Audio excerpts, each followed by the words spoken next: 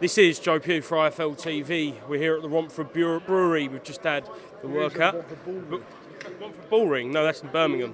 The brewery. I should know that. It's like 5 minutes away. But yeah, before we start, you just said that one you would beat 100 of me. 1,000 of me. If you was lined up, I don't know 100 if you jumped on me at the same time, but if you was lined up coming through the door one by one, bang, bang, or uppercut, like, I think the speed would be too much. And it wouldn't take too much because it'd be one punch every time. How many of me do you reckon it'd take before we do start to wear you down and take you into deep waters? 7,432, because them last two are the ones that are going to finish me off. Fair enough, fair enough. I've seen Joe Pugh on the cobbles and he can have it. Like, that's a lie. I saw him in Marbella and these geezers were saying, look, you've taken a bit of our products, and you said, I ain't taking your products, I ain't taking it, I'm not distributing products in your area. And then you got out and said, the only product I've been distributing is VO5 for my hairstyle, and then you knocked them all out, left hook, right hook, and then a couple of nuts as well. Okay. Marbella cobbles, look it up, Joe Pugh, type it in on Romford Recorder. North Street cobbles, and I might believe you, but... Oh, you're odd. Fair enough. Right, Dave Allen, Saturday night, feeling good? You look good. Yeah, I feel good, mate. I feel relaxed, I feel focused on the job that I've got to do. How different has this camp been, knowing that from what you had before with kind of a continuous long camp without fight dates, whether it be you for injury or fight dates being pulled, this is all gone nice and swimmingly? It has gone very well. It's been nice out in Fuerteventura. And it's been relaxing. And I'm looking forward to putting on a show. I spoke to you here 2 weeks before the first fight. Mentally, how are you different from 2 weeks before the first fight? Different? Do you see anything different? No, I can't. I was shattered. Yeah, I had like bags under my eyes. I just feel. I know what I've got to do. You know, I know I'm just chilled. I'm on the job at hand. Fighting Saturday night. This is just all extras, you know. But you don't really see a difference in me in how I act. No. Anyway, yeah. But do you feel different going into this fight? I feel a little bit more relaxed. I mean, relaxed but alert. Like, I know what I've got to do this time.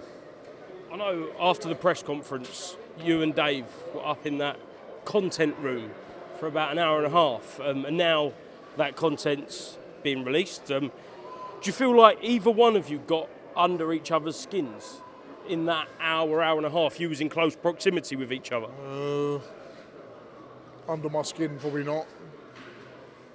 Do I feel like I'm a bit more ready this time? Yes. A little bit more in the mindset of where I should be. Probably not last time, but I probably am a little bit more this time. How much of a difference, if so, at all, is Copperbox in front of 7,000 of your fans going to make? It's going to be fantastic. I mean, who knows what's going to happen? I might go in there and go even more Romford bully, or I don't know what I'm going to do.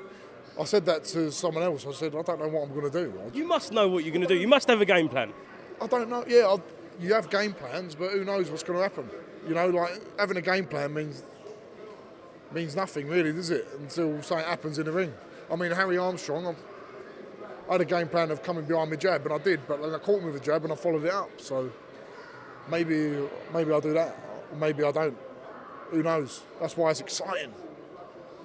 I watched the podcast with you and Darren Barker. I think it was just before the first fight, and you said sometimes you've come into the ring a little bit too trim. You want to become a bit of beef, get power behind your shot.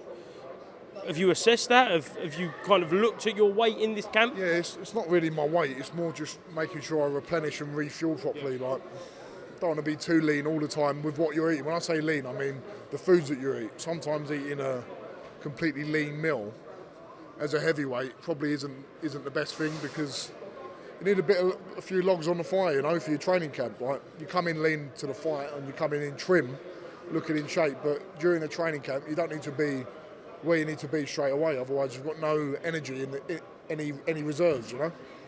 Have you got a bee in your bonnet? Do you want to prove people wrong who said you lost the last fight? Not really. No. I don't think you do. I genuinely don't. I don't. You know me. We've shared a couple of Diet Cokes in the Fox and, is it the Fox and Hounds? Where's the Billy? Did about a week after the fight, actually. Yeah, the Foxing Hound, Ramsden, shout out. Yeah, shout out. Near my good friend Corporate Cole. But yeah, I'm just not. The only people's opinions, you know this, I care about is my mum and dad's and my training teams and my friends and family. As long as I make them proud, it don't matter, mate. I'm here doing this. This is what I dreamed of doing, and I'm very privileged and very grateful that I get to do this, and I've got a lot of supporters and friends and family come to this event today, and I'm just excited to be able to do it on the night and to perform in front of them. Do you think Dave Allen will feel the pressure of the cauldron of the Copper Bosch? Yeah, we all feel pressure, don't we? Yeah. But different pressure going in. Look, he's not going to be liked. He's going to be going into probably 6,000 boos, if not more. Yeah, he might. No, but he might have a few of his fans there. He might get a lift as well. The boos might make him perform. I mean, Chris Eubank Jr. He thrives off the boobs. Thrives off the boos. Do you know what I mean? So, yeah. It'll be up to him to how he reacts, but I'm focused on what I'm going to do, you know, and where I'm going to be. Talk about Chris Eubank Jr. there. I'm not going to ask you about the fight, but the way they dug deep, is that what you kind of aspire to do and kind of have done in that last fight? It's all about being a fighter. That's what you dream of, moments like that, and coming through it and getting to the final bell. I mean, Benn and Chris Eubank, we all deserve like the biggest round of applause and kudos there is. They're two warriors. And I really do think they've stepped out of the shadow of their father's names, and they're their own entities, and people will talk, the young kids watching that will talk about that when they're 20, 30 years older. They're legends in their own right now. Are you going to knock out Dave Allen? I don't know, maybe. I hope so. You are not giving anything away, are you? Listen, you know, I've got that instinct, I want to knock people out. Of course, everyone wants to, but we'll see. You know, I never make a prediction. I've never made a prediction when I'm with you. Everyone asks me, are you going to knock it out? Is it going to be points? Winning is the thing that matters, you know? You said that he called break last time. It weren't the ref when you got hit. So that's what I remember, yeah. That's what I remember. That's my fault. Do you think of Dave any differently going into this fight as you did going into the last fight? Yeah, he's my enemy. That's the bottom line, he's my enemy. Last one, out there with Joe, shout out Joe, they was just talking about names and your alias, the Romford Ball. I'll show you mine. I've just been to Benidorm and I lost a bet, so I'll let you react to this. It is a tattoo, I lost a bet, and I feel like you'll... no, it's not even from where I'm from, but... Joey Raynham. So you've got someone else's... Why are you called Joey Raynham? Why have you got Joey Raynham on your leg? I am like Hornchurch Raynham borderline, so... Oh, you're Joe, aren't you? Yeah. But I forgot you was called Joe. Thanks, mate. Sorry, no, but Joey didn't make any sense. Who's Joey? I never called you Joey in your life. That's pretty bastard, isn't it? Joey Raynham. Are you from Raynham? Yeah, Hornchurch Raynham, yeah. But at least it works, though. You're Joey Would you get Romford Ball tattooed on your leg? Somewhere. If I ever won a British title or something like that. Me and Sonny have got a patch, Bosch, across the knuckles. No, you're not going to get Bosch across your knuckles. Bosch there, Bosch soldier, or Bosch on there.